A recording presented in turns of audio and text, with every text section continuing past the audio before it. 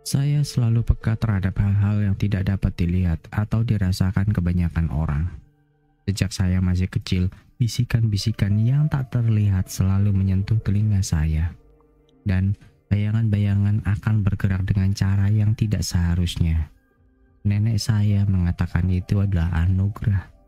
Meskipun saya sering bertanya-tanya, apakah itu lebih merupakan kutukan? Itulah yang membuat saya meninggalkan kampung halaman, mencari kesunyian. Bekerja sebagai pengawas di perkebunan tampak seperti cara yang tepat untuk menjaga jarak dari orang-orang. Namun, sejauh apapun saya berlari, hal-hal itu selalu menemukan saya. Dan hari itu, jauh di dalam hutan, hal itu menemukan saya lagi. Sore harinya saya menyadari bahwa anak-anak sudah terlalu lama menghilang. Jose, putra bos, sering bermain dengan anak-anak lain di perkebunan. Carlos, Fernando, Sofia, dan Camila. Mereka adalah sekelompok anak-anak yang lincah, selalu berlari dan tertawa. Itu mengingatkan saya pada masa kecil saya sendiri, sebelum saya memahami apa yang ada di balik tabir dunia ini. Mereka berjanji tidak akan melewati batas perkebunan, tetapi anak-anak jarang mengindahkan peringatan, terutama saat daya tarik petualangan memanggil. Perasaan gelisah pertama kali muncul saat matahari mulai terbenam di langit. Saya sedang memeriksa kemajuan para pekerja. Lalu ada seorang mandor mendekat, maka saya menanyakannya, "Apakah Anda melihat Jose dan yang lainnya?" Saya bertanya sambil menyeka keringat di dahi saya. "Tidak, sejak tadi mereka berada di ladang timur bukan?" jawab si mandor. "Ya, tapi mungkin apa mereka sudah pulang?" tanyaku sambil ragu. Ada sesuatu yang membuat saya merasa ganjil. Itu bukan kekhawatiran biasa yang dirasakan seorang saat anak-anak berkeliaran. Itu lebih berat, lebih gelap. Naluri saya yang dipertajam oleh bertahun-tahun hidup dengan anugerah ini. Tanpa berkata apa-apa lagi, saya berbalik menuju tepi timur perkebunan, tempat pohon-pohon palem berganti menjadi hutan lebat. Para pekerja menghindari hutan. Cerita-cerita telah diwariskan dari generasi ke generasi tentang hal-hal yang mengintai di sana. Saya menganggap sebagian besar dari mereka sebagai cerita rakyat setempat. Namun, saya cukup tahu untuk tidak meragukannya sepenuhnya. Dan sekarang, hilangnya 5 anak, kisah-kisah itu terasa lebih nyata dari sebelumnya. Ketika saya menemukan tepi perkebunan, saya melihat jejak samar kaki kecil yang mengarah ke semak-semak. Jejak itu menceritakan kisah anak-anak yang berlari dan bermain. Kekacauan permainan mereka terukir di tanah. Bayangan pepohonan semakin panjang dan udara terasa lebih berat, lebih tebal, seolah-olah hutan itu sendiri menatap saya. "Carlos, Jose, Sofia," seruku. Suaraku bergema aneh, seolah-olah hutan menelannya bulat-bulat. Tidak ada jawaban. Saya melangkah lebih dalam, mengikuti jejak. Suhu tampaknya turun dengan drastis. Gemerisik dedaunan dan kicauan burung di kejauhan segera digantikan oleh keheningan yang menakutkan itu. Itu tidak alami, terasa hidup seperti hutan sedang mengawasiku. Lalu saya mendengarnya, suara samar seperti tangisan. Tangisan seorang wanita, lembut dan sedih, mengalir melalui pepohonan. Saya membeku, setiap rambut di tubuh saya berdiri tegak. Peringatan nenek saya membanjiri pikiran saya. "Waspadalah terhadap Lorona, Miguel. Tangisannya dapat membawa kamu ke kehancuran." "Miguel, itu hanya cerita," gerutu saya dalam hati. Meskipun kata-kata itu terasa hampa, mengumpulkan keberanian saya terus maju. Tangisan itu semakin keras dan semakin menyakitkan. Jantung saya berdebar kencang, tetapi saya terus maju. Anak-anak itu harusnya di sekitar sini. Saya akan menemukan mereka. Lalu saya menemukan mereka di dekat sungai kecil, berkerumun di tepian yang berlumpur. Camila yang tertua memeluk yang lebih muda, wajahnya pucat dan matanya terbelalak karena ketakutan. Mereka semua menatap saya saat saya mendekat, tetapi tidak ada yang berbicara. Sebaliknya, mereka menunjuk ke seberang air.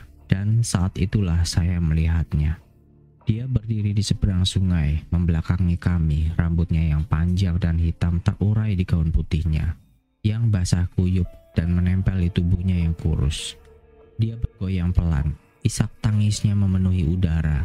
Suaranya tak tertahankan, campuran kesedihan dan sesuatu yang lebih dalam, mungkin kemarahan. Aku bisa merasakannya merayap di bawah kulitku. Tetaplah di sini, bisiku kepada anak-anak. Meskipun suaraku bergetar, perlahan aku melangkah maju. Sepatu bootku terbenam di tanah yang basah, seolah merasakan kehadiranku. Ia berhenti menangis dan berbalik. Wajahnya, ya Tuhan, wajah itu bukan wajah seorang manusia. Matanya yang cekung, hitam dan tak berujung. Mulutnya yang menganga lebar yang tidak cocok dengan fitur wajahnya yang halus. Dia menatapku dan aku merasakan sesuatu yang dingin mencengkram dadaku, meremas udara dari paru-paruku. Kau seharusnya tidak berada di sini. Aku berhasil berkata, meskipun aku tahu dia tidak akan mendengarkan. Roh seperti dia tidak berpikir, mereka hanya bertindak berdasarkan rasa sakit dan amarah mereka. Aku merogoh sakuku. Jari-jariku menyentuh jimat kecil yang diberikan nenekku bertahun-tahun yang lalu. Itu diukir dari tulang, ditulisi dengan simbol-simbol unik, dan ia mengatakan kepadaku bahwa jimat itu akan melindungiku dari kegelapan. Saat ini aku benar-benar berharap dia benar. Lorona mengeluarkan suara melengking yang menusuk telinga dan mengguncang tanah. Anak-anak menjerit dan aku merasakan lututku mulai lemas. Ia mulai bergerak ke arah kami, meluncur di atas air seolah-olah itu adalah tanah yang kokoh. Lari, teriakku kepada anak-anak. Kembali ke perkebunan, jangan berhenti sampai kamu aman. Camilla ragu-ragu, tetapi kemudian dia meraih tangan Fernando dan Sofia, menarik mereka ke jalan setapak. Jose dan Carlos mengikutinya, tersandung akar batu karena tergesa-gesa.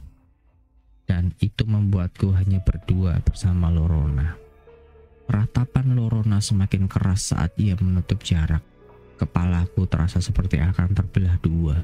Aku memegang jimat di depanku, melantunkan doa-doa yang diajarkan nenekku. Gerakannya melambat sesaat, kupikir itu berhasil, tetapi kemudian dia menerjang. Aku hampir tidak punya waktu untuk bereaksi. Tangannya, jika itu bisa disebut begitu, menyapuku tajam dan dingin seperti es. Rasa sakit itu muncul di mata kiriku, menyilaukan dan membakar. Aku terhuyung mundur, memegangi wajahku, tetapi aku tidak bisa berhenti melantunkan mantra. Jimat itu terbakar panas di tanganku dan udara di sekitar kami tampak berkilauan. Dengan teriakan terakhir yang serak, Lorona itu lenyap menjadi kabut. Wujudnya berhampuran seperti abu tertiup angin. Beban yang menindas itu terangkat. Hutan itu menjadi sunyi, namun beberapa kerusakan telah terjadi. Aku terhuyung-huyung keluar dari hutan. Darah mengalir dari wajahku. Penglihatanku hanya tinggal satu mata. Anak-anak menunggu di dekat tepi perkebunan. Wajah mereka berlinang air mata ketika mereka melihatku. Mereka berlari ke arahku. Ketakutan mereka sejenak terlupakan. Kalian aman sekarang, kataku meskipun suaraku lemah. Ayo kita pulang. Anak-anak tidak pernah berbicara tentang apa yang mereka lihat hari itu, dan aku tidak mendesak mereka. Namun aku tahu hutan telah menandai kami semua dengan caranya sendiri. Para pekerja menjauhiku setelah itu, berbisik-bisik tentang Bruyo, penyihir yang telah menghadapi Lorona dan selamat. Aku tidak peduli apa yang mereka pikirkan. Aku telah melakukan apa yang perlu aku lakukan. Sedangkan aku telah menerima kenyataan baruku. Kehilangan mataku adalah harga kecil yang harus dibayar untuk nyawa mereka. Namun terkadang larut malam, aku mendengarnya menangis lagi, amar dan jauh. Dia masih di luar sana, berduka atas kehilangan anak-anaknya.